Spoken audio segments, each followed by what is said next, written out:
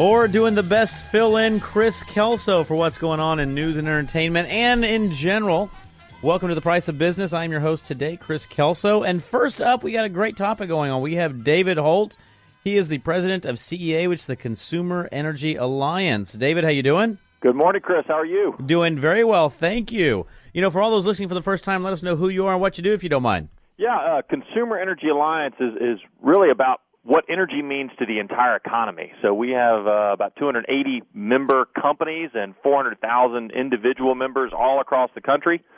And it's what energy means to the manufacturing sector and the transportation sector and agriculture and medicine and plastics and carpeting and wallpaper and small businesses and restaurants and really how we meet our energy needs now and in the future, how we can conserve more, how we can be more energy efficient, where are we getting our oil and gas, what are we doing to meet wind and solar power and nuclear power in the future. All of it matters to every person, every man, woman, and child in this country, and we're focusing on it on a daily basis with all our members. We know, being in Houston, I would venture to say we're one of the energy capitals of the world right here.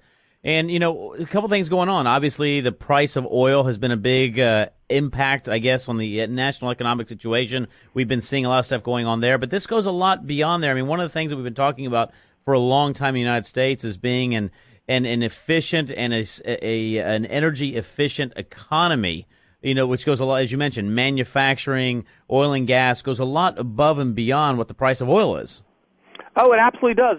Obviously we're seeing some volatility in the price of oil right now, so that impacts us here in Houston a little bit. But long term, Chris, what we're going through right now in the United States is an energy revolution, and it's going to last decades, if not over 100 years. The geopolitics of energy have fundamentally changed, and what you're seeing now is the Saudis are trying to deflate the price of oil by oversupplying the market, which in their theory would mean the United States would ramp down energy production. But the United States still continues to use about 25% of the world's oil supply on a daily basis.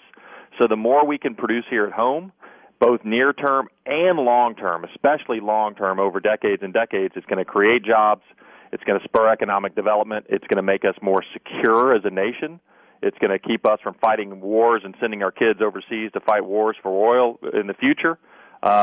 In every direction you look, it's great for this country. I would absolutely agree. And, one of the topics that we're going to be talking about as well is what's going on in regards to the Arctic energy development and why it's so important, from Alaska, to the lower 48 states. I mean, one of the things that we have been seeing a lot is, as you mentioned, we want to become more self-sufficient in what we do energy-wise, but there's also some great opportunities for us to go out there and to continue to leverage our dominance and, more importantly, our self-sufficiency in those arenas. Yeah, you keep asking these, historical questions. The geopolitics of energy have changed, but what we're seeing right now in the Arctic, in the U.S. Arctic, in an area called the Chukchi Sea, which is kind of between Alaska and Russia, is a company about to make a major oil find, and the Chukchi Sea, by most accounts, government officials, private industry, everyone that's kind of looked, thinks the Chukchi Sea by itself could be another Gulf of Mexico.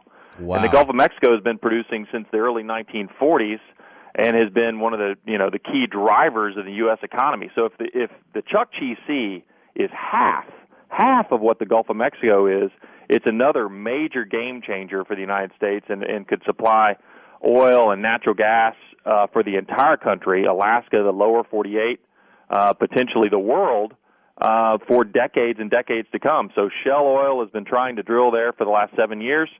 A number of regulatory blockades and opposition groups standing in their way, but they are literally days away from probably making a major announcement. So this is another big game changer for us. And what is going on from an international side? I mean, there's a lot of, and I do not pretend to be the most, educated in this arena, but there's also a lot of findings going up in that Arctic area in which I guess there is some question as to who it pertains to. I know the United States has laid claim. I know Russia is also doing the same thing. What's going on in some of those areas? Well, the interesting thing is the United States really hasn't laid claim. You've seen the Russians, even the Chinese, the Norwegians, the Canadians, all the Arctic nations are kind of looking at the Arctic both for new transportation corridors and because it's an energy and mineral-rich area.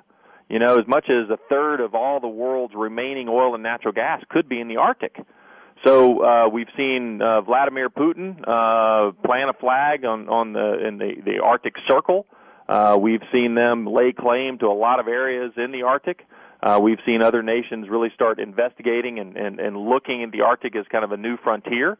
But the United States has been relatively silent. It was encouraging to see the president in his visit to Alaska this week talk about the U.S. need for more icebreakers. We have 2 icebreakers in the U.S. fleet, only 2. Russia has dozens and dozens. Right. So he talked about the need to build new icebreakers, and the icebreakers we have are ancient. So it'd be good to for energy security and national security reasons to build those. It was good to see the president at least recognize that. Well, and you're right. I was reading about the fact that of the 2 icebreakers we have, one of them is a very thin hull icebreaker, so we really and truly only have 1 icebreaker, and even that doesn't stand up to what some of the other countries are doing international-wise to be able to get to those regions. Exactly right. You're exactly right. And, and one of the big subjects we always hear down here, especially in Houston and in the United States as well, is Alaska. Alaska has a lot of untapped reserves. And there's a lot of things going on in regards to what we're allowed to do, how we're allowed to mine it, how we're allowed to process that. What is the state right now, and what is the federal government doing or looking at in regards to either allowing more production to happen statewide, allowing Alaska to become a larger producer? Talk a little bit about some of those politics we have internally.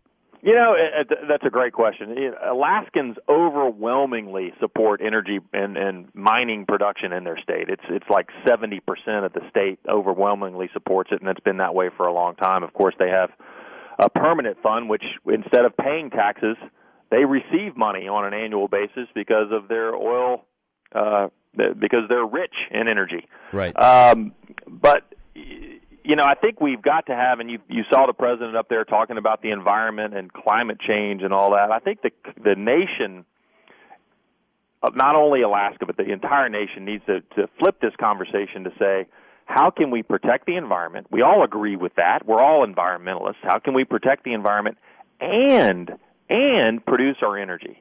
We've got to be able to do both, whether that's coal, oil, natural gas, nuclear, wind, solar, energy conservation, whatever energy resource you're looking at. We've got to change the or. Too many people want it to be the environment versus energy. Right. The sensible, logical conversation needs to be let's press the envelope. Look at here in Houston. Look at the innovation and technology and advancements that are going on on a daily basis to improve and make that oil and natural gas field of the future. All that's happening today to reduce methane emissions, to improve water purification, to improve pipelines, to improve infrastructure, to make it more environmentally responsible. At the same time, meeting our energy needs. So those groups that are out there that say it's the environment or bust and don't offer a solution to meeting our energy needs, those groups need to be, largely ignored. The groups that are out there, including Consumer Energy Alliance, that are saying, let's protect the environment and meet our energy needs. That's the conversation we need to have as a country. I think that's the conversation that most folks in Alaska have been having for a number of years. And to a large degree, the federal government has kind of stood in the way and put up more and more regulatory blockades to Alaska meeting the energy needs not only for that state but for the entire nation. One last question as we come up against time right here. We've been talking a little bit about oil and gas and natural gas. Where do you see sort of the future of energy, especially when it comes to the fact of, we're now seeing obviously cars that are all electric. We're seeing over in Europe, natural gas is a very big form of transport, instead of traditional gasoline. What do we see, let's say, go out 50 years, 100 years in the United States? I mean, are we still going to be looking at our fossil fuels being the main area, driver of energy? Are we seeing some alternatives come out from there? We'll continue to see alternatives, the percentage increase, but the vast majority will still be met with fossil energy. Gotcha. It will be oil. It will be natural gas. I continue to think that we'll have clean technology for coal, and coal will still be a viable resource, despite the fact that some are trying to take it off the map to a large degree. Natural gas will be even a bigger player in meeting our power and electricity needs. I think you'll probably see a lot of alternatives in vehicles, more and more electric vehicles, more efficient electric vehicles, natural gas vehicles. You'll still see gasoline and diesel vehicles, but I think the predominant resource for decades, our great-grandchildren will still be using fossil energy for the majority of their needs. Great information. I can sit here and talk all day. Unfortunately, we have a radio show in a limited time. Let us know how we can reach you if you don't mind.